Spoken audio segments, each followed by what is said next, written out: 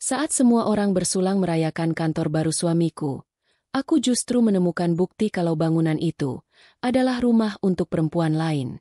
Tapi kenapa dia tega membawaku ke sana?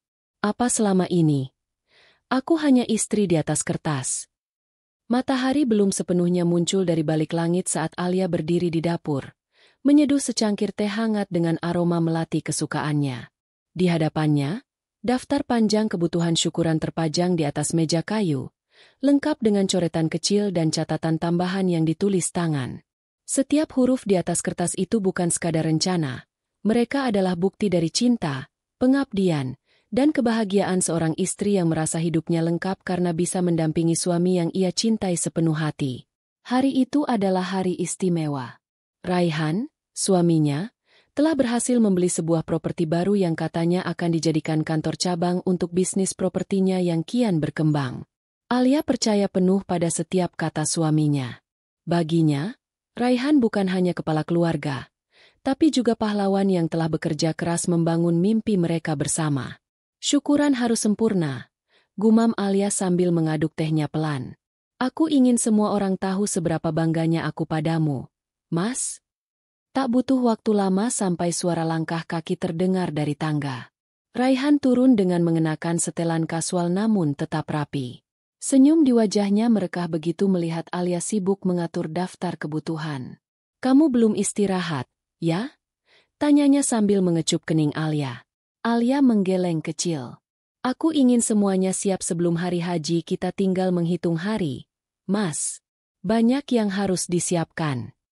Raihan tertawa ringan, memeluk bahu Alia dengan satu tangan. Aku percaya kamu. Kamu selalu bisa diandalkan. Ucapan itu, sederhana namun hangat, membuat dada Alia dipenuhi semacam rasa bangga yang sulit dijelaskan. Ia merasa menjadi bagian penting dari kesuksesan suaminya, dan itu sudah cukup untuk membuatnya merasa utuh. Sepanjang hari, Alia berkutat dengan berbagai persiapan. Ia menemui vendor dekorasi, mencicipi makanan catering, memeriksa daftar undangan, hingga memastikan sound system dan pencahayaan ruangan sesuai dengan yang ia bayangkan. Ia bahkan menyempatkan diri memilih bunga segar yang akan dipasang di setiap sudut ruangan, mawar putih dan anggrek ungu, dua bunga yang katanya melambangkan keanggunan dan kesetiaan. Sesekali ia mengirim pesan ke Raihan, melaporkan kemajuan persiapan, dan selalu dibalas dengan tanggapan singkat tapi manis. Terima kasih, sayang. Kamu luar biasa. 2 hari menjelang acara, Alia akhirnya bisa melihat properti yang akan menjadi pusat perhatian semua orang. Rumah itu, atau lebih tepatnya, bangunan kantor yang disebut Raihan, berlokasi di kawasan elit, berdiri megah dengan cat tembok putih bersih dan pagar hitam mengkilap. Saat pertama kali menginjakan kaki di halaman depannya, Alia menahan napas. Bangunan itu terlalu indah untuk disebut kantor biasa. Lantai marmer mengilap, jendela kaca besar yang memantulkan cahaya matahari dengan sempurna, dan sebuah taman kecil di sudut yang dipenuhi tanaman hias. Di dalamnya, ruangan-ruangan dipisahkan oleh dinding elegan dan pencahayaan yang terasa hangat. Kenapa kantornya seperti rumah tinggal, ya? Bisik Alia dalam hati. Tapi ia segera menepis rasa ragu itu. Mungkin Raihan memang ingin menciptakan suasana nyaman bagi timnya. Ia berjalan pelan, menyusuri setiap ruangan. Ada ruang utama yang katanya akan menjadi ruang rapat, 2 kamar kecil yang katanya akan digunakan sebagai ruang kerja staf, dan sebuah kamar besar di lantai atas yang konon akan dijadikan ruang istirahat untuk mitra bisnis yang datang dari luar kota. Alia mengangguk-angguk, mencoba memahami setiap penjelasan dari Raihan. Tapi ada satu ruangan yang tidak diperlihatkan, sebuah kamar yang selalu terkunci. Saat ditanya, Raihan hanya menjawab santai. Masih belum selesai direnovasi, nanti aja ya, biar jadi kejutan. Alia tersenyum, percaya. Sebab cinta yang sudah lama tumbuh dalam hatinya tak pernah mengizinkannya untuk curiga. Meski setitik ketidaknyamanan mulai muncul entah dari mana. Malam sebelum hari syukuran, Alia tak bisa tidur. Ia memandangi langit-langit kamar sambil memikirkan betapa hidupnya terasa sempurna. Tapi bersamaan dengan itu, ada denyut aneh di dadanya. Seperti ada sesuatu yang tak sinkron. Bukan rasa takut, Bukan pula kecurigaan, hanya rasa asing yang belum ia kenal sebelumnya. Kenapa aku merasa gelisah? Bisiknya, menyelimuti tubuhnya lebih rapat. Ia mencoba mengingat kembali momen-momen selama beberapa minggu terakhir. Raihan memang sedikit lebih sibuk, lebih sering pulang larut malam. Tapi bukankah itu wajar? Bukankah itu pertanda suaminya benar-benar bekerja keras demi masa depan mereka? Alia menggeleng. Ia tidak ingin menduga-duga. Pikirannya terlalu lelah. Ia akhirnya tertidur dengan doa, berharap esok akan menjadi hari yang penuh berkah. Hari yang ditunggu pun tiba. Sejak pagi, rumah dan lokasi acara sudah ramai oleh kru dekorasi dan catering. Alia mengenakan kebaya modern berwarna lilac, riasan wajahnya dipoles sempurna oleh tangan profesional, dan senyumnya merekah sepanjang hari. Tamu-tamu berdatangan. Para kolega Raihan, kerabat dekat, tetangga lama, hingga tokoh-tokoh penting di dunia properti ikut hadir.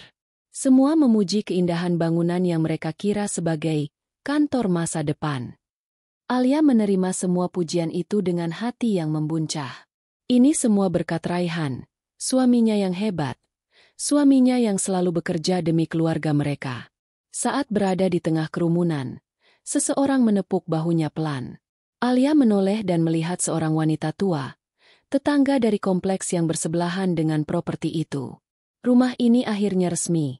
Ya, Bu Alia, katanya dengan senyum samar. Alia mengerutkan dahi. Rumah? Iya, saya sering lihat Pak Raihan ke sini malam-malam. Saya kira ini rumah pribadi. Alia membeku sejenak. Mungkin ibu salah lihat. Ini kantor suami saya. Wanita itu tersenyum kikuk dan berlalu. Kalimat singkat itu seolah menusuk pelan di bagian terdalam hati Alia. Tapi ia kembali meyakinkan diri, semua akan baik-baik saja. Mungkin hanya salah paham. Ia tak ingin merusak hari istimewa itu hanya karena omongan tetangga. Tapi kata-kata itu tak hilang dari benaknya. Dan saat malam mulai turun, cahaya pesta mulai redup, dan tamu mulai beranjak pulang, Alia mengambil keputusan yang akan mengubah hidupnya selamanya. Ia akan kembali ke rumah itu. Sendirian. Untuk memastikan semuanya. Karena tiba-tiba, kebahagiaan yang selama ini ia rasakan terasa seperti topeng yang mulai retak satu persatu. Langit malam berpendar lembut di antara bintang-bintang yang bertaburan ketika Alia berdiri di depan bangunan yang tadi pagi penuh gelak tawa dan pujian. Kini, rumah itu sunyi, terlalu sunyi, seolah menyimpan sesuatu yang enggan diungkapkan. Ia berdiri beberapa saat, memandangi pagar hitam yang masih terbuka separuh. Tak ada lagi cahaya pesta, tak ada alunan musik atau aroma makanan lezat seperti tadi. Yang tersisa hanyalah gemuruh lembut angin dan detak jantungnya sendiri yang mulai tak teratur. Dengan langkah pelan, ia masuk ke dalam. Helaan napasnya berembus panjang saat kakinya menginjak lantai marmer yang dingin. Setiap sudut ruangan kini terlihat jauh lebih jelas. Tak tertutupi hiruk-pikuk tamu atau keramaian dekorasi. Ia menyalakan lampu satu persatu, membiarkan cahaya menerangi ruang utama hingga tangga menuju lantai atas. Ada keheningan yang menekan, seperti dinding-dinding rumah itu menatap balik ke arahnya, menyimpan rahasia yang tak ingin dibagi. Di ruang utama, vas bunga mawar putih masih berdiri anggun di atas meja bundar. Namun saat Alia mendekat, ia baru sadar bahwa di dalam vas itu, ada secari kertas kecil yang nyaris tak terlihat. Tangannya bergetar saat mengambil kertas itu. Tulisannya rapi, dengan tinta emas yang mewah. Untuk kita, tempat baru untuk memulai hidup bersama. Alis Alia mengernyit. Kita? Siapa yang dimaksud dengan kita? Kenapa Raihan menulis pesan ini seolah ia berbicara pada seseorang bukan padanya? Alia menatap tulisan itu cukup lama. Tenggorokannya terasa kering. Dadanya berdebar. Ia mencoba membenarkan semuanya. Mungkin itu hanya catatan ucapan untuk dirinya dan dirinya sendiri. Semacam motivasi pribadi. Mungkin. Namun, untuk pertama kalinya, hatinya menolak membenarkan. Ia melangkah menaiki tangga perlahan. Langkah kakinya nyaris tak bersuara di atas anak tangga yang dibalut karpet halus. Di lantai atas, ia kembali memeriksa ruangan demi ruangan. Kamar yang disebut sebagai ruang istirahat mitra bisnis kini terlihat lebih mencurigakan. Kasur besar dengan spray bersih, aroma lembut dari pengharum ruangan, hingga gorden tebal berwarna biru laut. Terlalu rapi, terlalu nyaman. Bukan tempat untuk tamu bisnis, tapi kamar tidur. Sempurna. Di atas meja kecil di sudut ruangan, Alia menemukan sesuatu yang menghentikan napasnya sejenak. Sebuah sisir kayu dengan helaian rambut panjang kecoklatan yang menyangkut di sela-selanya.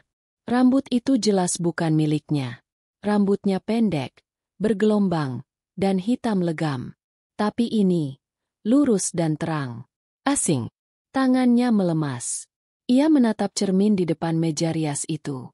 Dirinya yang terpantul tampak pucat, mata membelalak, dan bibirnya sedikit bergetar. Ia menoleh ke kiri. Sebuah laci kecil berdiri di samping tempat tidur. Perlahan, dengan perasaan yang semakin tak nyaman, ia menarik pegangan logamnya. Dan disitulah ia melihatnya. 2 botol parfum wanita berjejer rapi, lipstik berwarna nude yang sudah usang di ujungnya, dan sebuah anting kecil berbentuk hati. Tidak ada alasan logis bagi benda-benda itu berada di sana. Jika tempat ini memang benar-benar kantor. Dunia Alia berguncang pelan.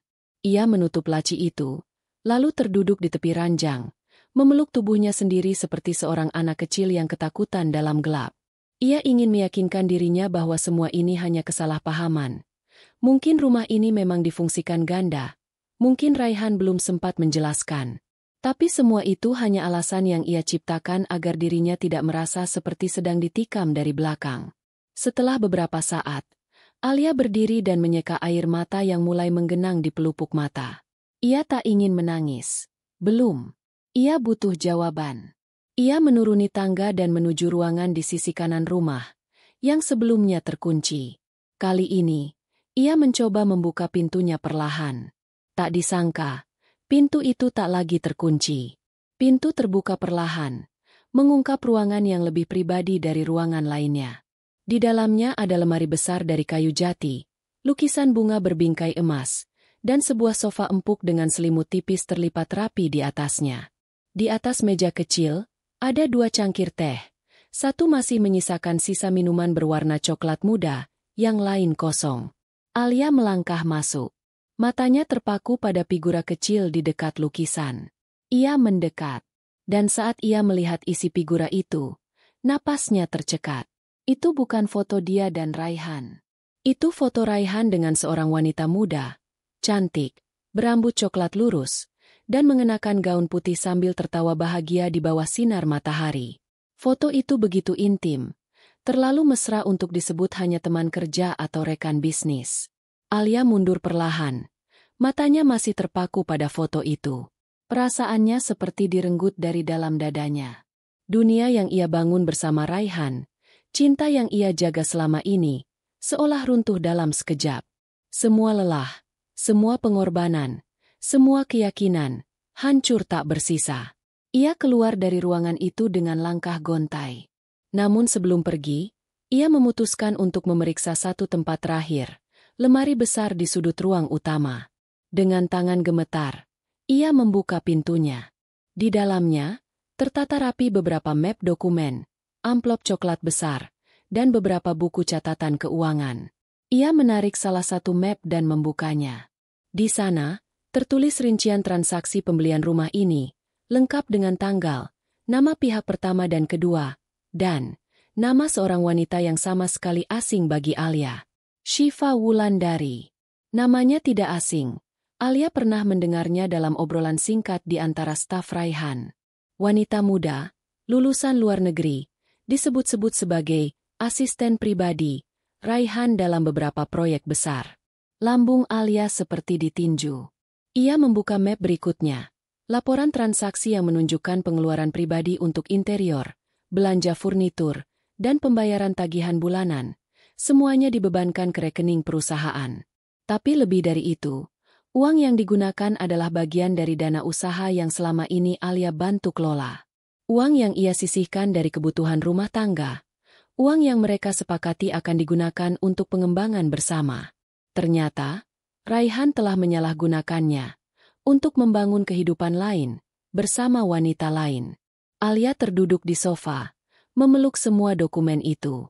Ia tak lagi bisa menahan tangis. Tangis yang keluar bukan hanya karena dikhianati, tapi karena semua ini ia siapkan sendiri. Pesta, bunga, makanan, bahkan undangan untuk merayakan rumah yang dibangun dari pengkhianatan. Tangis itu berubah menjadi jeritan lirih, lalu menjadi keheningan yang pekat.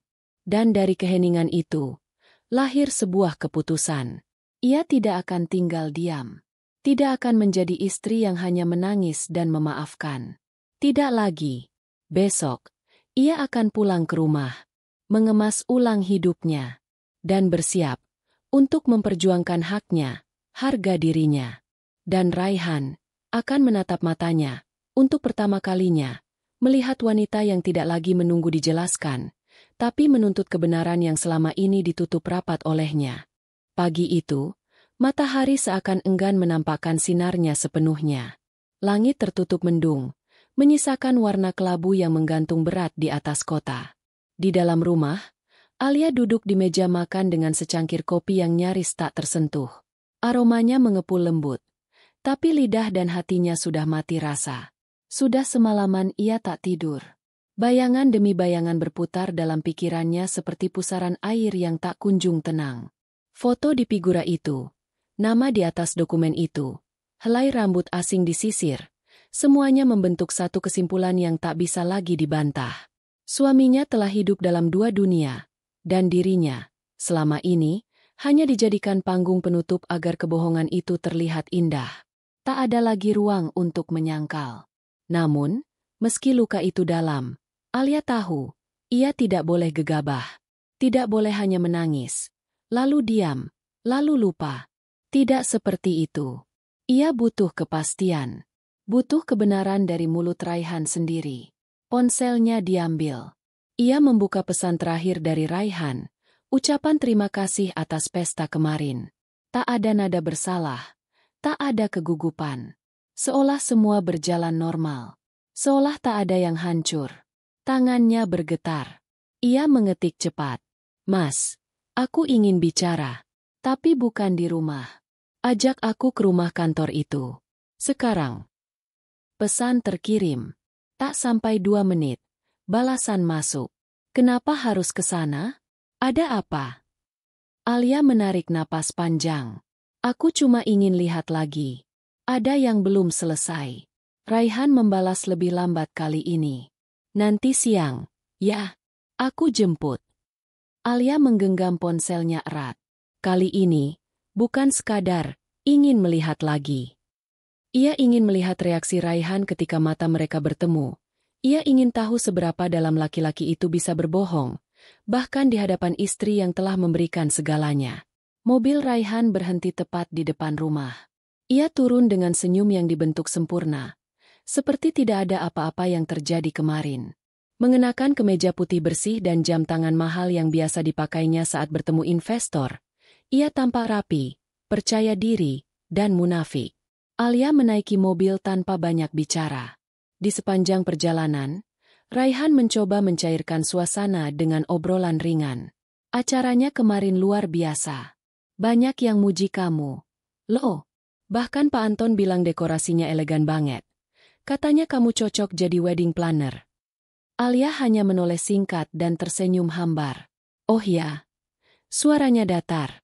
Sayang sekali aku bukan tipe yang cocok mendandani pernikahan orang lain.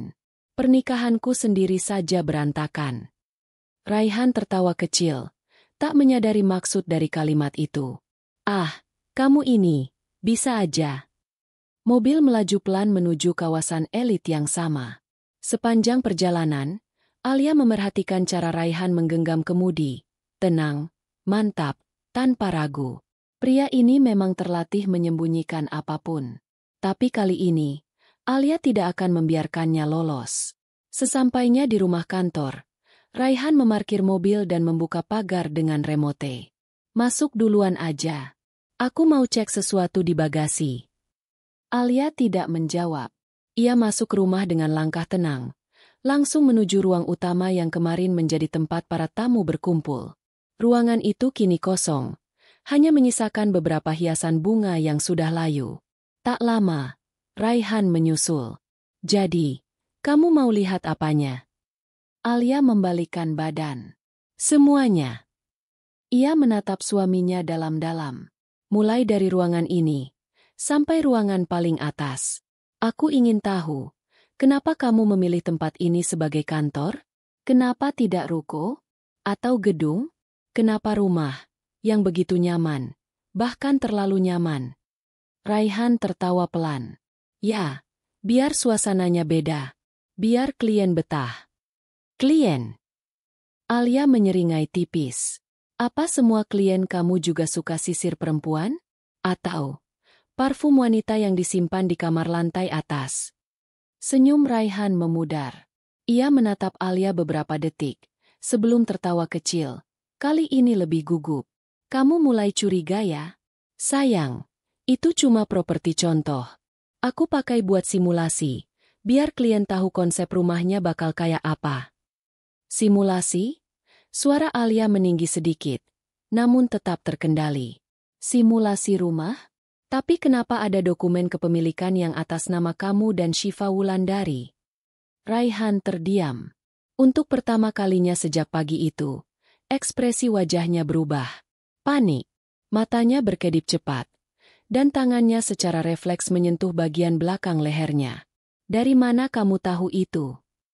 Alia tersenyum tipis. Dari tempat yang kamu sebut sebagai kantor. Kantor yang kamu biayai dari dana perusahaan. Yang kamu minta aku bantu kelola. Dengar, ini nggak seperti yang kamu pikirkan. Raihan mulai bergerak ke arah Alia, mencoba mendekat. Tapi Alia mundur satu langkah. Kalau bukan seperti yang kupikirkan, lalu apa? Jelaskan, Mas. Di depan wajahku. Setelah semua yang aku lakukan, semua pengorbananku, apa kamu pikir aku pantas dikhianati seperti ini? Raihan menghela napas keras. Syifa cuma teman. Alia, aku bantu dia karena dia pernah bantu aku dulu. Rumah ini memang aku beli bareng dia. Tapi kamu tinggal di sini bersamanya. Potong Alia cepat. Kamu menulis pesan di vas bunga untuknya. Kamu menyimpan fotomu bersamanya. Dan kamu menyebut tempat ini sebagai tempat untuk memulai hidup bersama. Itu bukan untukku, Mas. Suara Alia mulai bergetar, tapi matanya tetap tajam. Kamu pikir aku bodoh? Kamu pikir aku akan diam karena aku istrimu? Karena aku selalu nurut? Karena aku selalu mendukungmu tanpa pernah menuntut apapun? Raihan terduduk di sofa, menunduk. Aku nggak pernah niat nyakitin kamu, Alia. Aku cuma merasa hilang arah. Kamu terlalu sempurna. Kamu selalu sibuk jadi istri yang baik. Aku ngerasa kosong. Alia menatapnya lekat-lekat. Jadi karena aku terlalu setia, kamu merasa berhak mengisi kekosonganmu dengan wanita lain? Raihan tak bisa menjawab. Mas, ujar Alia pelan, tapi tegas. Aku sudah cukup sabar. Tapi kesabaran itu bukan untuk dimanfaatkan. Kamu bukan hanya mengkhianati cintaku. Kamu menghancurkan seluruh hidup yang aku bangun bersamamu. Ia membuka tas kecilnya dan mengeluarkan semua dokumen yang ia salin dari rumah ini. Transaksi, bukti pembelian, foto, semuanya. Aku akan pergi dari rumah. Tapi jangan pikir aku akan pergi tanpa mengambil kembali apa yang menjadi hakku. Aku akan bertemu pengacaraku sore ini. Mulai hari ini, kamu bukan lagi suamiku. Dan rumah ini, kantor ini, hidup palsumu ini, akan jadi bukti bahwa kamu tidak layak mendapatkan aku. Raihan bangkit, mencoba menahan. Alia, tunggu. Kita masih bisa bicara. Alia menatapnya sekali lagi. Pandangan yang tidak lagi penuh cinta, tapi harga diri. Kekuatan yang bangkit dari kehancuran. Kamu sudah bicara cukup, Mas. Sekarang, giliran aku yang memilih untuk berhenti mendengarkan. Dan dengan langkah mantap, ia meninggalkan rumah itu. Rumah yang bukan lagi tempat syukuran, tapi tempat kebenaran terungkap. Langit masih mendung saat itu. Tapi bagi Alia, badai telah lewat. Dan ia akan melangkah. menuju pertempuran berikutnya. Langit sore bergelayut murung saat Alia menuruni tangga kantor hukum di pusat kota dengan amplop besar di tangannya. Di dalamnya, terdapat salinan semua dokumen yang akan digunakan untuk mengajukan gugatan cerai, lengkap dengan bukti pengkhianatan Raihan dan penyalahgunaan dana usaha yang selama ini mereka kelola bersama. Langkah kakinya ringan, namun jantungnya masih berdetak tidak karuan. Seolah tubuhnya baru belajar berjalan kembali setelah sekian lama dipaksa berdiri di atas luka. Tapi satu hal pasti, ia tak lagi ragu. Ini bukan tentang balas dendam semata. Ini tentang keadilan. Tentang menegakkan harga dirinya yang selama ini diinjak-injak dalam diam. Setiba di rumah, Alia disambut keheningan yang terasa lebih tajam dari biasanya. Biasanya, rumah kecil itu akan disambut suara musik pelan dari radio dapur, aroma masakan hangat, atau sekadar suara Raihan dari ruang kerja. Tapi kali ini hanya sepi, hampa seperti ruang kosong yang baru ditinggal penghuninya. Alia berjalan masuk, membuka pintu kamar perlahan. Di sana, koper besar telah diletakkan di atas ranjang. Ia menatapnya sejenak, lalu mulai memasukkan baju-bajunya satu persatu. Tak ada air mata kali ini. Hanya kesadaran bahwa ia tidak bisa tinggal bersama kebohongan. Ia tak mengambil banyak. Hanya apa yang ia perlukan. Sisanya, biarkan menjadi kenangan yang membusuk perlahan bersama semua janji manis yang terbukti palsu. Namun, saat ia membuka laci meja riasnya untuk mengambil perhiasan pemberian almarhum ibunya, matanya menangkap sebuah surat lama yang terselip di antara selendang sutra. Itu surat cinta pertama dari Raihan. Ditulis tangan, dengan tinta hitam yang kini mulai memudar.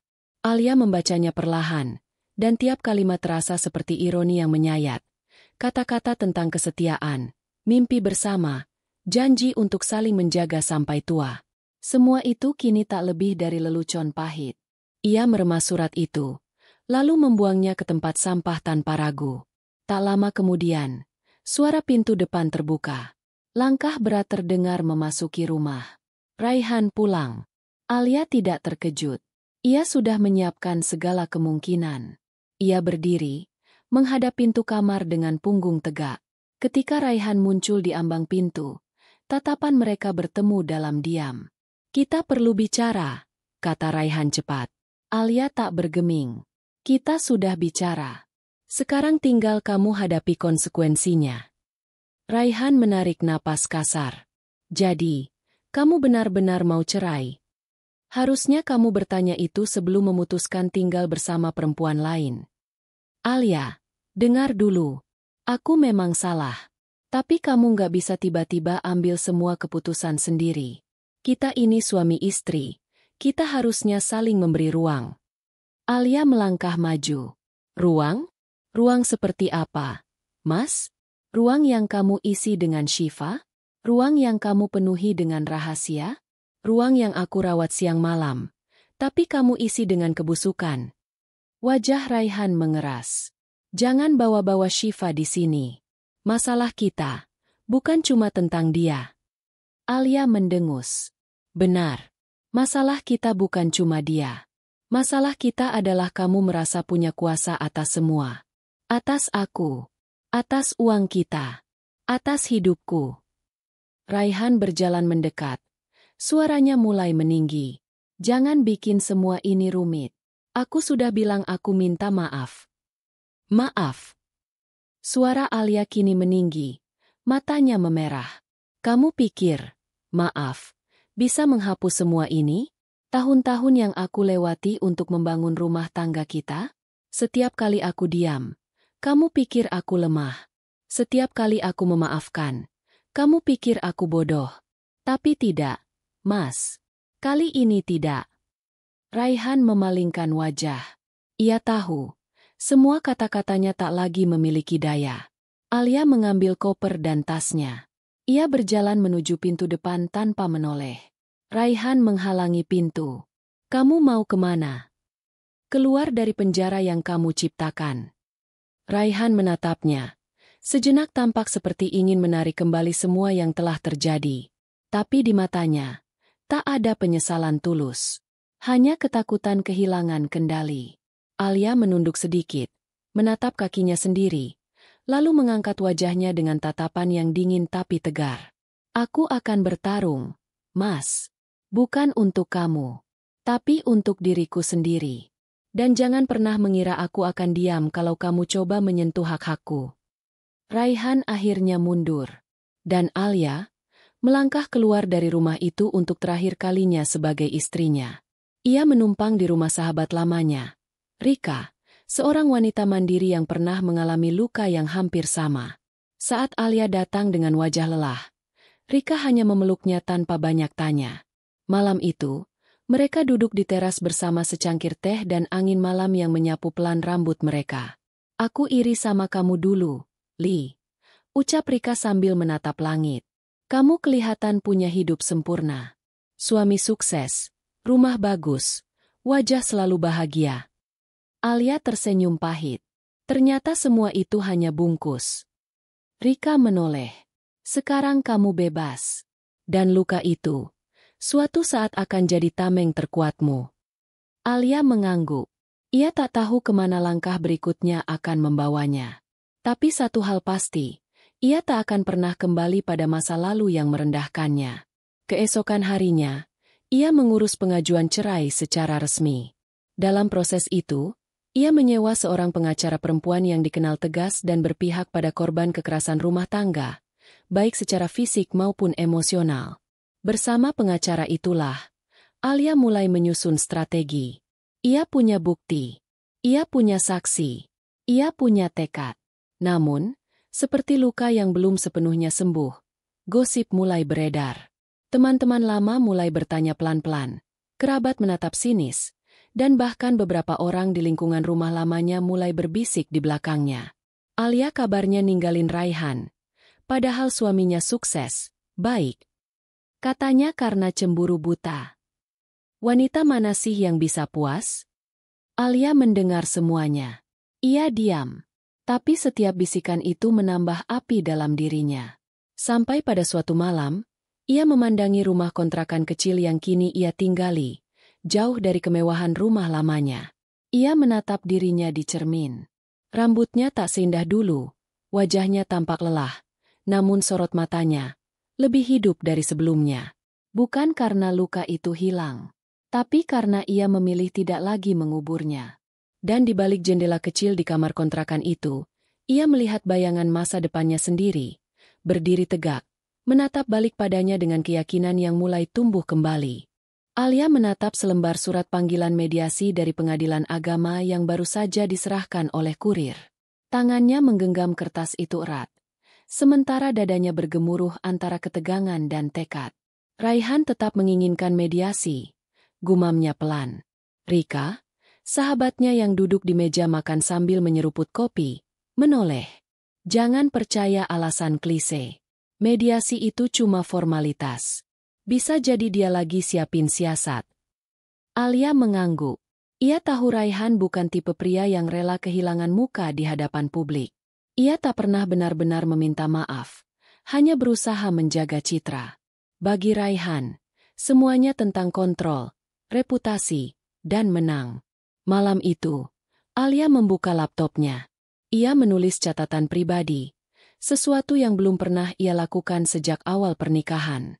Jari-jarinya bergerak pelan di atas keyboard, seolah menumpahkan sisa-sisa luka dan kebanggaan yang masih tertinggal di dadanya. Aku tidak ingin balas dendam, tapi aku juga tidak akan diam. Aku bukan korban. Aku adalah perempuan yang memilih untuk pulih dengan caranya sendiri.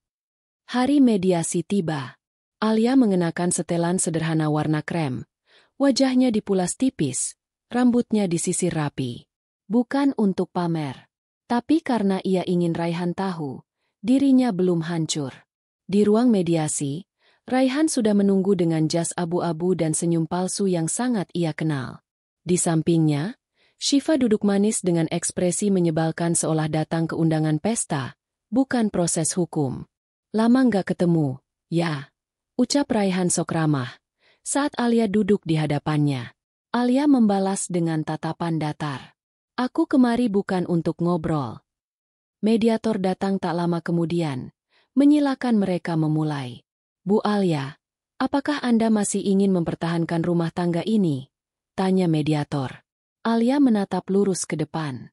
Tidak. Mas Raihan, bagaimana dengan Anda? Alia terlalu cepat ambil keputusan. Jawab Raihan sok tenang. Kita cuma butuh waktu. Syifa, dia memang dekat sama saya. Tapi itu terjadi karena saya merasa nggak dihargai lagi di rumah. Alia terlalu sibuk kerja. Terlalu cuek. Jadi salahku. Potong Alia tajam. Aku sibuk kerja demi bayar utang dan kebutuhan rumah. Mas. Sementara kamu sibuk bermain peran suami yang sempurna di luar sana. Padahal uang tabungan kita kamu gunakan untuk modal usaha yang kamu simpan sendiri. Buktinya mana? Tanya Syifa dengan nada mengejek. Alia membuka map. Ia menyerahkan bukti transfer dana dari rekening bersama ke rekening pribadi Raihan. Berikut bukti pembelian properti yang diklaim sebagai milik usaha Syifa. Wajah Raihan langsung berubah. Dan ini, lanjut Alia sambil mengeluarkan rekaman percakapan Raihan dan Syifa yang secara tidak sengaja terekam di ponsel saat mereka berkunjung ke toko milik bersama. Suara mereka jelas, membicarakan cara mengalihkan aset atas nama orang lain agar tak terdeteksi hukum. Masih ingin berdalih? Tanya Alia dingin. Syifa membelalak. Raihan kehilangan kata-kata. Mediator pun terdiam sejenak, sebelum akhirnya mencatat semua bukti yang diberikan Alia. Usai mediasi, Raihan mengejar Alia di lorong pengadilan. Gimana kamu bisa dapat rekaman itu? Kamu ngintai aku. Alia menoleh. Tatapannya tak gentar. Aku nggak ngintai. Kamu yang terlalu percaya diri main di belakang. Kamu pikir aku bakal diam terus? Tidak. Mas, dulu aku terlalu mencintaimu, terlalu takut kehilangan. Tapi sekarang, aku sadar, kehilangan kamu bukan kerugian, tapi anugerah. Raihan mengepalkan tangan. Kamu pikir kamu bisa hidup tanpa aku? Aku yakin, jawab Alia mantap. Dan sekarang giliranku hidup tanpa kamu, dengan kepalaku tegak. Raihan berdiri terpaku saat Alia melangkah pergi, membawa serta martabat yang dulu pernah ia hancurkan. Beberapa hari kemudian, kabar soal gugatan cerai mereka mulai menyebar. Tapi kali ini, yang beredar bukan hanya versi Raihan. Sahabat-sahabat Alia mulai membela. Klien-klien lama yang pernah bekerja sama dengannya justru kembali menawarkan proyek. Yang lebih mengejutkan, seorang pengusaha wanita yang dulu sempat mengenal Alia dalam proyek sosial menghubunginya dan menawarkan posisi penting di Yayasan Pemberdayaan Perempuan. Ia mendengar tentang keberanian Alia dan ingin menjadikannya simbol kekuatan bagi wanita lain yang pernah terjebak dalam pernikahan manipulatif. Hari-hari Alia mulai dipenuhi kesibukan yang membangun. Ia bekerja di yayasan itu sambil merintis usaha kecil yang sudah lama ia impikan, toko buku dan kafe kecil di sudut kota. Ia menamainya Ruang Pulih. Setiap dindingnya dipenuhi kutipan-kutipan penyemangat. Dan setiap tamu yang datang, bukan sekadar pembeli, tapi bagian dari lingkaran kekuatan baru yang sedang Alia bangun. Namun, saat semuanya mulai terasa lebih ringan, satu malam ponselnya bergetar. Sebuah pesan tak dikenal masuk.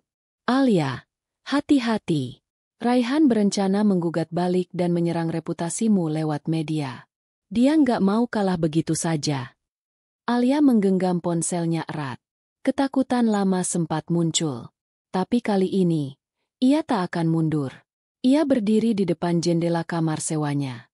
Di luar, langit cerah, bulan menggantung penuh. Seperti saksi diam atas perjuangan yang masih terus ia jalani. Kalau ini harus jadi pertempuran terakhir, bisiknya pelan. Aku siap. Karena ia tahu, ketika kebenaran berpihak padamu, takdir pun akan menyingkirkan semua bayangan kelam yang mencoba menyelimuti cahaya. Ketenangan yang sempat menghangatkan hati Alia kembali diguncang oleh berita pagi itu. Headline di sebuah portal media online menampilkan judul mencolok. Pengusaha muda gagal pertahankan rumah tangga. Mantan istri disebut manipulatif dan ambisius. Wajah Raihan terpampang dengan senyum sedih.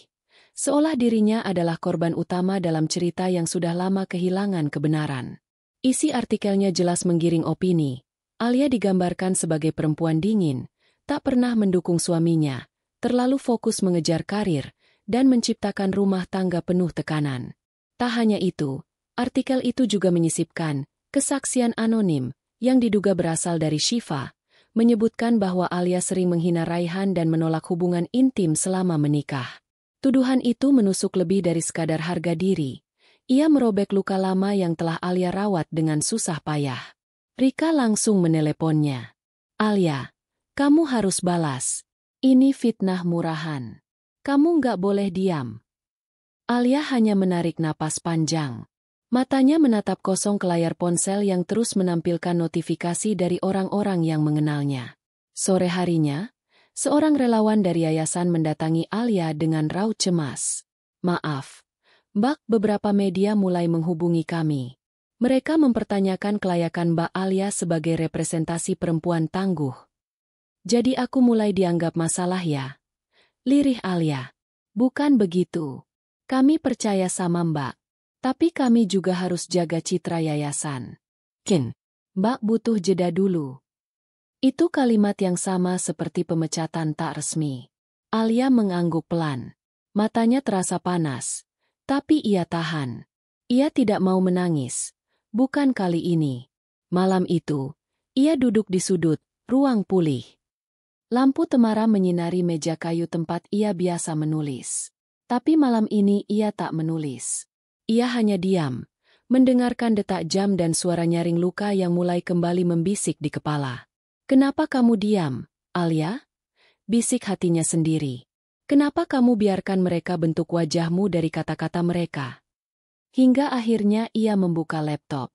Dengan tangan gemetar, ia membuka laman media sosialnya, yang selama ini hanya ia gunakan untuk membagikan kutipan atau foto sederhana.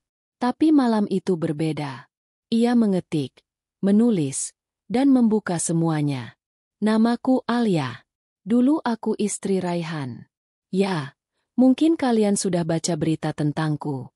Tapi ini versi dariku, bukan dari mereka yang sedang takut kehilangan pamor." Ia menulis sepanjang malam. Tentang bagaimana ia berjuang dalam diam, tentang nafkah yang selalu ia tutupi agar Raihan tidak malu, tentang malam-malam yang ia lewati sendiri meski dalam satu atap, dan tentang penghinaan diam-diam dari wanita yang menyelinap masuk sebagai sahabat, lalu merampas segalanya. Ia unggah pula bukti-bukti yang sebelumnya tidak pernah ia tunjukkan ke publik. Percakapan, bukti transfer, surat permintaan maaf yang pernah Raihan kirimkan dulu setelah pertama kali ia selingkuh. Ia tutup unggahannya dengan kalimat tajam. "Jika menjadi perempuan mandiri membuatku disebut ambisius, maka aku menerimanya. Tapi jika kebenaran harus ditekan demi reputasi palsu seseorang, maka aku akan bicara. Aku tidak lagi takut, karena perempuan yang sudah jatuh tak akan takut lagi jatuh. Kami hanya akan berdiri lebih tinggi dari sebelumnya." Keesokan paginya, unggahan Alia viral. Tagar suara Alia merajai lini massa. Banyak akun perempuan ikut bersuara, membagikan kisah mereka yang serupa. Para tokoh publik pun mulai memberi dukungan. Beberapa media mulai mengangkat sisi cerita dari Alia, membongkar ketidakseimbangan narasi dan mempertanyakan motif Raihan. Yayasan yang sempat menjauhinya kembali menghubungi. "Kami minta maaf, Mbak Alia. Kami salah karena terlalu cepat mengambil jarak. Justru ini yang kami butuhkan, suara nyata." Bahkan pemilik media yang menerbitkan berita fitnah itu menghubunginya dan menawarkan hak jawab. Dan yang paling mengejutkan, pengacara senior yang dikenal membela korban kekerasan dalam rumah tangga menghubungi Alia secara pribadi. Ia menawarkan diri menjadi pendamping hukum untuk melawan balik upaya pencemaran nama baik. "Raihan sudah menyentuh wilayah pidana," ucap pengacara itu dengan tegas. "Dan jika Mbak Alia bersedia, kami siap bantu mengejar dia sampai ke akar." Alia menatap layar ponselnya lama. Dadanya penuh gejolak. Bukan karena dendam, tapi karena akhirnya, ia memiliki pilihan untuk tidak lagi diam. Beberapa minggu kemudian, Raihan dipanggil polisi atas laporan pencemaran nama baik dan penyalahgunaan dana rumah tangga. Wartawan mengerubungi kantornya, dan saham dari bisnis properti kecil yang selama ini ia banggakan mulai jatuh. Syifa tak terlihat lagi di sisinya. Kabarnya, wanita itu mundur perlahan setelah tahu Raihan juga bermain hati di belakangnya. Sementara Alia, ia hadir di forum-forum perempuan, menjadi narasumber, bukan lagi korban. Ia berdiri di panggung kecil dan besar, menyuarakan keberanian, mengangkat luka menjadi pelita. Namun satu malam, ia berdiri di depan cermin, menatap bayangan dirinya sendiri yang kini tak lagi rapuh. "Apa kamu bangga pada dirimu?" tanyanya pada refleksi itu. Jawabannya adalah senyuman kecil yang selama ini sulit muncul tanpa air mata. Langit mendung menyambut Alia pagi itu. Tapi tidak ada lagi dingin yang menusuk hingga ke tulang seperti dulu. Justru hari itu terasa lebih hangat. Karena hari itu adalah hari terakhir ia menginjakan kaki di pengadilan agama sebagai istri Raihan. Dengan langkah tenang, ia melangkah masuk ke ruang sidang. Di dalam, Raihan sudah duduk di bangku penggugat. Rambutnya terlihat kusut, wajahnya tirus, dan sorot matanya tak lagi tajam seperti dulu. Ia seperti bayangan dirinya sendiri, seseorang yang kehilangan arah setelah kehilangan topengnya. Shiva tidak terlihat. Kabarnya, wanita itu sudah meninggalkan Raihan beberapa minggu setelah semua kebohongan terbongkar. Alia mengenakan kemeja putih sederhana dan rok panjang berwarna lembut. Ia tak ingin terlihat menyolok, tapi juga tidak ingin datang dengan kesedihan. Ia ingin hadir sebagai perempuan yang tidak lagi gentar, yang tidak datang untuk menangis, melainkan untuk menyelesaikan. "Saudari Alia, apakah Anda bersedia menerima keputusan cerai ini sebagai bentuk akhir dari hubungan rumah tangga Anda dengan saudara Raihan?" tanya hakim dengan nada datar. Alia menatap lurus ke arah hakim, lalu mengangguk. "Saya bersedia, dan saya ikhlas." Raihan tidak mengatakan sepatah kata pun. Bahkan ketika hakim mengetuk palu, ia tetap diam. Tapi Alia sempat melihatnya. Matanya berair, rahangnya mengeras. Ia tahu Raihan tidak pernah benar-benar siap kehilangan dirinya. Tapi kehilangan adalah harga dari pengkhianatan. Dan itu bukan lagi tanggung jawab Alia. Usai persidangan, saat Alia keluar dari gedung, sekelompok wartawan menghampirinya. Tapi hari itu, ia tidak lari dari kamera seperti biasanya. Ia tersenyum, lalu berkata, "Terima kasih atas perhatiannya. Saya tidak ingin membalas dendam. Saya hanya ingin hidup damai dan membesarkan anak saya tanpa kebohongan." Lalu ia berjalan pergi. Bukan melarikan diri, tapi melangkah menjauh dari masa lalu yang telah selesai. Beberapa hari kemudian, Alia mengadakan acara kecil di ruang pulih. Bukan pesta, hanya pertemuan hangat bersama perempuan-perempuan yang pernah ia bantu, beberapa relawan, dan anak-anak dari panti asuhan yang dulu ia kunjungi secara rutin. Rika berdiri di sampingnya, memeluk bahu sahabatnya dengan bangga. "Kamu hebat, Alia. Kamu bukan cuma selamat, kamu menang." Alia tersenyum, lalu mengangkat gelas berisi jus mangga kesukaannya. "Untuk semua perempuan yang pernah dianggap lemah, kita bukan lemah. Kita hanya sedang mengumpulkan tenaga untuk bangkit." Sorak dan tepuk tangan memenuhi ruangan sederhana itu. Namun tak lama setelah itu, seseorang muncul di pintu. Seorang pria tua dengan jas panjang, rambut beruban, dan wajah penuh kehangatan. Alia sempat bingung. Pria itu melangkah pelan ke arahnya dan menyodorkan kartu nama. "Aku tidak mengganggu, kan? Namaku Harun. Dulu aku teman baik ibumu, sebelum beliau meninggal. Aku dengar namamu muncul di berita, dan entah kenapa, aku merasa harus mencarimu." Alia menerima kartu itu dan membaca pelan. Harun Santosa, Komisaris Utama PT Reka Langit, konsultan pemberdayaan perempuan. "Aku pernah berjanji pada ibumu, kalau suatu hari kamu butuh tempat bersandar, aku akan jadi salah satunya. Dan sejujurnya, aku tak menyangka, kamu tumbuh menjadi sosok yang jauh lebih kuat dari siapapun yang pernah ku kenal." Alia menahan napas. Air matanya nyaris tumpah. Tapi ia hanya tersenyum. "Terima kasih," bisiknya pelan. "Kalau kamu tidak keberatan," lanjut Harun, "aku ingin mengundangmu untuk bekerja sama. Kami sedang membangun proyek besar untuk mendampingi para ibu tunggal di daerah-daerah terpencil. Aku pikir, tidak ada orang yang lebih tepat untuk menjadi wajah program itu selain kamu." Rika yang berdiri di samping langsung menepuk pelan lengan Alia. Itu bukan tawaran biasa, Lee. Alia menatap Harun dalam diam. Dalam dirinya, muncul gelombang baru. Bukan luka, bukan dendam, melainkan semangat. Ini bukan tentang membuktikan apapun pada Raihan. Ini tentang dirinya. Tentang jalan baru yang kini terbuka lebar. Beberapa bulan kemudian, Alia berdiri di tengah panggung sederhana di desa kecil di utara negeri. Di sekelilingnya, para ibu muda menyimak dengan mata berbinar. Ia tidak hanya berbicara sebagai motivator, tapi sebagai sahabat yang pernah jatuh, pernah tersakiti, dan pernah kehilangan segalanya. Namun tetap berdiri. Ketika dunia berusaha merobohkanmu, jangan buru-buru melawan, ucapnya tegas. Dengarkan dulu, rasakan dulu. Baru setelah itu, bangun, dan jawab mereka dengan keberhasilanmu. Semua tepuk tangan yang terdengar hari itu tidak membuatnya merasa jumawa. Ia tahu jalan ini panjang. Tapi setidaknya, sekarang ia tahu, ia tidak lagi sendirian. Dan rumah yang dulu tidak punya nama, kini punya arti. Bukan dinding dan atap, melainkan keberanian, luka yang sembuh, dan perempuan-perempuan yang saling menopang. Langkah-langkah kecil kaki Alia menyusuri koridor panjang sebuah gedung pelatihan di pinggir kota. Gedung itu bukan mewah, bukan pula modern. Dindingnya sebagian masih dari bata yang tak dicat. Tapi justru di sanalah Alia merasa damai. Tempat itu menjadi saksi bisu bagaimana ia kembali mengumpulkan dirinya sendiri.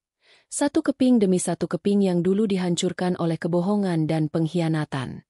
Program pemberdayaan perempuan yang ditawari Pak Harun telah resmi dimulai. Namanya, Lentera Ibu. Alia bukan hanya menjadi wajah dari gerakan ini, tapi juga bagian dari tubuhnya. Ia turun langsung ke lapangan, mendengar keluh kesah, menangis bersama, dan menjadi saksi lahirnya kembali para perempuan yang dulu dianggap tidak punya arah. Tapi walau senyuman kini lebih sering terukir di wajahnya, bukan berarti jejak luka itu hilang. Malam-malam sunyi masih menyisakan bayang-bayang masa lalu. Kadang, ia terbangun hanya karena mimpi. Mimpi saat ia melihat Syifa tertawa di balkon rumah itu. Rumah yang seharusnya menjadi kantor, tapi ternyata sarang pengkhianatan. Dan malam itu, mimpi itu kembali menghampiri. Tapi ada yang berbeda. Dalam mimpinya, ia tidak hanya melihat Syifa. Ia melihat Raihan duduk di sofa, menatap layar ponsel dengan wajah kacau. Ia seperti gelisah. Terus-menerus menelepon, tapi tak kunjung diangkat. Dan di meja, ada surat yang belum sempat dibuka. Surat itu berisi sesuatu yang membuat Raihan menangis. Alia terbangun dengan napas terengah. Peluh dingin mengucur dari pelipisnya. Ia menatap sekeliling kamar, lalu bangkit dan mengambil ponsel. Tidak ada pesan dari Raihan. Tidak juga panggilan. Tapi rasa di dadanya seperti tidak bisa diabaikan. Pagi harinya, ia menerima kabar dari Rika bahwa Raihan dikabarkan terlibat masalah hukum. Perusahaannya dinyatakan bangkrut. Beberapa investor menuntut ganti rugi karena penipuan data aset. Dan rumah mewah yang dulu jadi sumber luka Alia, kini telah dilelang paksa. Dia benar-benar hancur sekarang, ucap Rika pelan di ujung telepon. Aku dengar dia tinggal di apartemen kecil, sendirian. Alia terdiam lama. Ia tidak tahu harus merasa apa. Senang? Lega? Kasihan? Tidak. Yang ia rasakan justru kosong. Bukan karena ia ingin Raihan kembali. Tapi karena ia menyadari satu hal. Lelaki itu tak pernah benar-benar tahu arti memiliki. Ia kehilangan bukan hanya harta, tapi hati yang pernah tulus berdiri di sampingnya. Beberapa hari kemudian, Alia berada di sebuah kafe kecil usai bertemu komunitas ibu tunggal. Di sanalah ia bertemu seseorang yang tak disangka, Syifa. Wanita itu tampak jauh berbeda. Rambutnya dipotong pendek, wajahnya tirus, dan matanya menyimpan luka yang tak bisa disembunyikan. Ia menghampiri meja Alia dengan langkah ragu. Boleh aku duduk? Alia menatapnya datar. Tapi ia mengangguk. Kenapa kamu di sini? Tanya Alia tanpa basa-basi. Syifa menatap meja, menggenggam cangkir kopinya yang masih penuh. Aku tahu kamu tidak mau mendengarkan apapun dariku. Tapi aku ingin minta maaf. Alia mengangkat alis. Setelah semua yang kamu ambil, maafmu bukan hal yang kubutuhkan. Aku tahu. Tapi aku butuh mengatakannya. Biar aku bisa bernafas lagi. Syifa menghela napas. Aku pikir, aku bisa merebut kebahagiaan dari kamu. Tapi ternyata, yang aku ambil hanya puing-puing yang sudah rusak. Alia menatap lurus ke arahnya. Jangan salah. Yang rusak bukan aku. Tapi kamu dan Raihan yang memilih hidup di balik kebohongan. Syifa menunduk. Aku kehilangan segalanya sekarang. Dia bukan pria yang sama lagi. Marah, menyalahkan semua orang, dan hidupnya hampa. Alia meneguk teh hangatnya pelan. Lalu berkata dengan tenang, itu bukan urusanku lagi. Tapi kamu masih punya hak untuk tahu, gumam Syifa pelan. Kamu tahu rumah itu? Rumah yang dulu dia bilang untuk kantor. Syifa menatap Alia lurus. Itu sebenarnya memang untukmu. Alia mengernyit. Apa maksudmu? Raihan memang menyiapkan rumah itu untuk kita. Awalnya. Tapi, seminggu sebelum acara syukuran, dia berubah pikiran. Dia bilang ingin kembali memperbaiki hubungan kalian. Dia bahkan menulis surat untuk kamu. Ingin jujur soal semuanya. Tapi dia tak pernah punya keberanian mengatakannya. Alia menggigit bibirnya. Jadi semua ini hanya permainan gagal dari dua orang pengecut. Bukan. Itu. Aku tidak tahu. Tapi dia benar-benar ingin berubah waktu itu. Sayangnya, semua sudah terlalu hancur untuk diselamatkan. Hari berganti. Alia memilih untuk tidak menanggapi lebih jauh. Ia tidak ingin lagi menyentuh cerita yang sudah lewat. Namun ada satu hal yang ia sadari hari itu, bahwa luka yang dulu ditinggalkan Raihan memang dalam, tapi bukan selamanya. Dan ia tahu sekarang, meski jejak itu tidak pernah benar-benar hilang, ia tidak lagi berjalan dalam kegelapan. Ia melangkah membawa cahaya. Cahaya yang ia nyalakan sendiri, dari kehancuran yang ia ubah menjadi kekuatan. Suara pelan lonceng pintu kafe berdenting, menandai kehadiran Alia pagi itu. Ia duduk di sudut yang sama seperti sebelumnya. Meja kecil menghadap jendela, tempat ia sering mengamati lalu lalang orang-orang yang tampaknya hidupnya jauh dari luka. Di sana, ia menyusun ulang pikirannya, seperti puzzle yang tak kunjung lengkap. Namun terus ia rakit dengan sabar. Hampir sebulan sejak pertemuannya dengan Syifa. Setelah pengakuan itu, Alia merasa ada beban yang terangkat. Namun bukan karena ia memaafkan, melainkan karena ia sudah tidak peduli. Rasanya seperti membuka jendela lama yang sudah lama terkunci, lalu membiarkan udara pengap pergi, bukan untuk menghidupkan yang mati, tapi untuk membuang bau busuk yang tak layak tinggal. Sambil menyesap teh jahe, ponsel di tangannya bergetar pelan. Nama pengirimnya, Pak Harun. Alia, kami butuh kehadiranmu untuk Forum Nasional Pemberdayaan Perempuan minggu depan di Jakarta. Kamu diundang sebagai pembicara utama. Alia menatap layar itu lama, mencoba mencerna arti undangan itu. Dahulu, namanya bahkan tak disebut saat menghadiri seminar lokal. Kini, ia bukan hanya tamu, ia adalah suara. Wujud dari perlawanan yang tidak keras, tapi mengakar. Minggu berikutnya, Alia melangkah masuk ke gedung besar itu dengan langkah mantap. Auditorium penuh oleh orang-orang penting. Aktivis, pejabat, tokoh masyarakat, dan yang lebih penting, para perempuan dari berbagai lapisan yang pernah terluka, namun kini berdiri tegak. Saat namanya dipanggil, ia melangkah ke podium. Sorot lampu menyinari wajahnya, dan seketika, seluruh ruangan hening. Ia tak butuh catatan. Semua kata-kata sudah terukir dalam hidupnya. Aku bukan siapa-siapa, katanya mengawali dengan suara tenang. Aku hanya perempuan biasa yang pernah ditinggal, dihina, dikhianati, lalu dibuang seolah tidak punya harga. Tapi justru dari kehancuran itulah aku belajar, bahwa tidak ada yang lebih kuat dari perempuan yang memilih untuk bangkit, bukan untuk membalas, tapi untuk menyembuhkan dirinya sendiri. Beberapa orang mulai menitikkan air mata. Beberapa lainnya mengangguk pelan. Aku pernah dibohongi suamiku sendiri. Aku pernah melihat sahabatku mencuri tempatku, lalu menertawakan kesakitanku.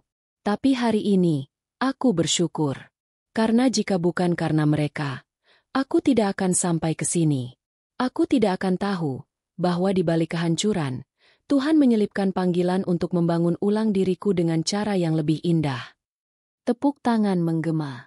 Tidak seperti tepuk tangan formal. Ini adalah tepuk tangan dari hati yang tersentuh. Alia tersenyum.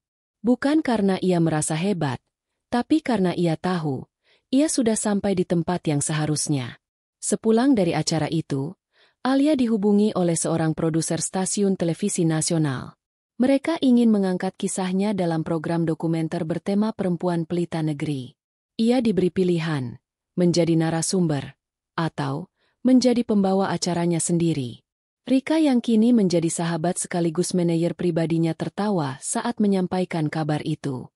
Gila, ya. Dulu kamu cuma nulis curhatan di blog kecil. Sekarang kamu ditawari acara TV.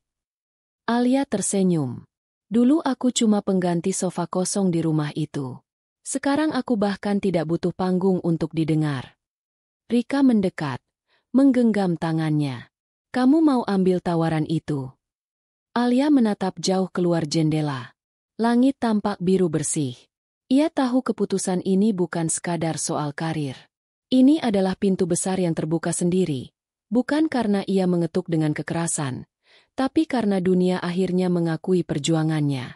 Aku tidak akan menolak cahaya yang datang, jawabnya tenang. Tapi aku juga tidak akan lupa bagaimana gelap itu terasa.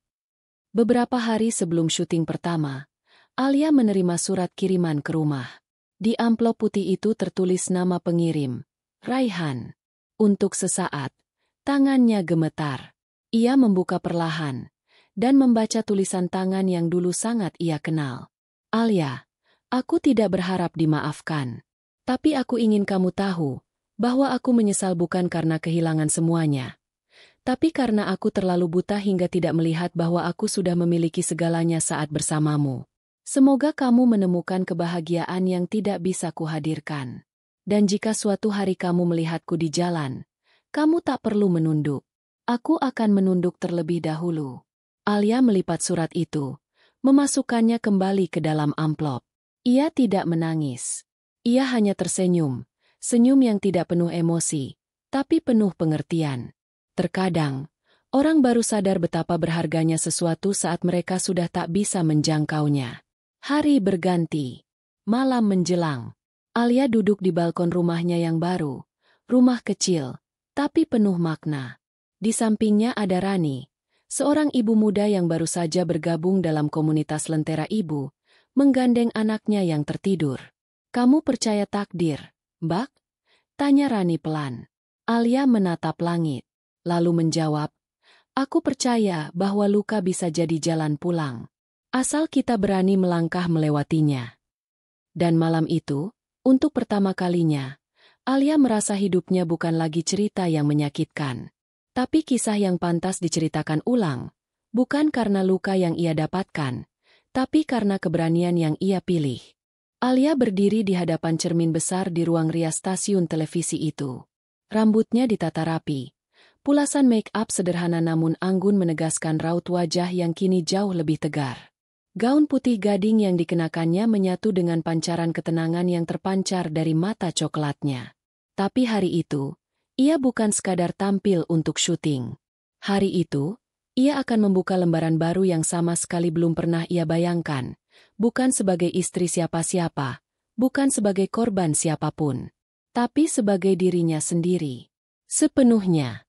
5 menit lagi, Mbak Alia, ujar asisten produksi, melongo ke dalam ruangan. Ia mengangguk, kemudian menarik napas panjang. Sebelum beranjak, Alia membuka dompet kecil di meja rias, mengambil selembar kertas yang sudah agak kusut. Surat dari Raihan. Untuk terakhir kalinya, ia menatap tulisan tangan itu, tulisan dari masa lalu yang dulu begitu ia kejar. Tapi hari ini, ia tidak lagi memerlukannya. Ia merobek surat itu menjadi 2, lalu 4, lalu 8 bagian kecil yang ia masukkan ke tempat sampah tanpa keraguan sedikit pun. Bukan karena ia membenci, tapi karena ia sudah selesai. Selesai menunggu seseorang berubah. Selesai berharap seseorang kembali. Yang ia tunggu kini bukanlah pengakuan siapapun, melainkan hidupnya sendiri yang selama ini tertunda karena terlalu lama ia serahkan pada tangan yang salah. Syuting dimulai. Lampu sorot menyala. Musik pembuka mengalun lembut. Judul acara terpampang di layar. Melangkah tanpa bayangan. Senyap sejenak sebelum Alia bicara. Lalu suara lembutnya mengisi ruangan. Selamat datang di ruang yang diciptakan untuk perempuan yang pernah dibungkam, namun kini bersuara. Disinilah, kita tak lagi menyembunyikan air mata. Kita mengubahnya menjadi kekuatan. Kamera menyorot wajahnya. Ia berbicara tidak dari naskah, tapi dari hatinya. Seperti air yang mengalir dari sungai yang sudah terlalu lama tersumbat batu luka. Usai syuting, Alia menerima banyak pesan dari para penonton. Ada perempuan yang mengaku baru saja keluar dari rumah tangga beracun setelah bertahun-tahun bungkam. Ada juga ibu muda yang ditinggal suaminya karena perempuan lain, namun menemukan keberanian setelah menonton acaranya. Semua kisah itu masuk ke dalam hati Alia, satu persatu, membentuk ruang harapan yang tidak ia miliki dulu. Salah satu pesan yang menyentuh datang dari seorang anak perempuan bernama Meisha, berusia belasan tahun. Mbak Alia, aku lihat Mbak di TV. Ibu aku juga pernah disakiti ayah. Tapi sekarang ibu mulai tersenyum lagi. Katanya, karena lihat Mbak berani, ibu juga mau berani. Alia menatap layar ponselnya sambil tersenyum. Bukan senyum yang meledak dalam tawa, tapi senyum yang datang dari tempat terdalam, bahwa luka yang ia alami ternyata menjadi lentera bagi orang lain. Beberapa hari kemudian, Alia diundang menjadi pembicara dalam acara peluncuran Pusat Perlindungan Hukum untuk Perempuan. Saat sedang berbicara dengan tamu-tamu penting, seorang pria paruh baya menghampirinya. "Permisi, Ibu Alia," ucapnya sopan. "Saya pengacara keluarga suami Anda." "Atau mantan suami, ya?" Alia menoleh perlahan. Ada senyum kecil yang nyaris tak terlihat di wajahnya. "Saya lebih suka dipanggil Alia saja, tanpa embel-embel milik siapapun." Si pengacara mengangguk, lalu mengulurkan map coklat. "Ini dokumen perceraian final. Tanda tangan dari pihak kami sudah lengkap. Hanya menunggu ibu menyelesaikan satu lembar terakhir ini. Setelah itu, segalanya selesai." Alia menerima map itu, membukanya perlahan. Matanya menyapu isi halaman, lalu menemukan baris kosong di bagian bawah. Tempat di mana ia harus membubuhkan namanya. Nama yang telah ia bangun kembali, huruf demi huruf. Tangan Alia tidak gemetar. Ia menulis perlahan. Alia Salsabila. Bukan Alia istrinya siapa. Bukan Alia anak siapa. Tapi Alia, seorang perempuan yang memilih berdiri di atas kakinya sendiri. Beberapa waktu berlalu, komunitas Lentera Ibu berkembang pesat. Alia membuka pusat konsultasi hukum gratis, bekerja sama dengan LSM dan para advokat perempuan. Ia juga menjadi pembimbing dalam pelatihan kemandirian ekonomi bagi para ibu yang sebelumnya tidak memiliki penghasilan. Di rumah mungilnya yang penuh bunga dan buku, Alia akhirnya menemukan ketenangan. Di beranda, ia sering duduk menulis sambil mendengar suara burung. Kadang Rika datang membawa kabar dari komunitas. Kadang anak-anak dari sekitar datang membacakan puisi untuknya. Dunia yang dulu sempit, kini terbuka lebar seperti jendela tanpa tirai. Dan pada suatu pagi yang cerah, seseorang mengetuk pintu rumahnya. Bukan Raihan, bukan Syifa, tapi seorang pemuda muda dari majalah nasional. "Bu Alia," katanya gugup, "kami ingin menulis kisah hidup ibu sebagai tokoh inspiratif edisi bulan depan. Kami ingin menanyakan satu hal." Alia mengangguk pelan. "Silakan." "Jika boleh dirangkum dalam satu kalimat, apa yang membuat ibu bisa bertahan saat semua dunia terasa runtuh?" Alia tersenyum. Jawabannya sederhana, tapi penuh makna. "Karena akhirnya aku sadar, aku tidak kehilangan dunia. Aku hanya kehilangan orang yang menghalangi jalanku menuju cahaya."